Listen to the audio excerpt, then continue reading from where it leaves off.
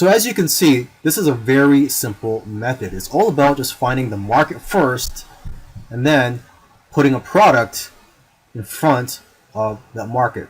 So to recap, you first find the Instagram influencers, ask them for a shout out, try to negotiate the price, try to get a shout out in the range of $10 to $40, and then you would do a little bit of research on their niche, try to find out what is or what designs are appealing to their audience, and then you go ahead and create the product using Printful.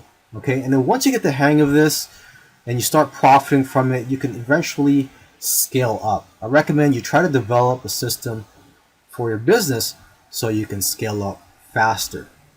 Okay, I want to wish you the best of luck, and I also want to end with a disclaimer saying that I'm not guaranteeing anything in this course, and this is for education purposes only.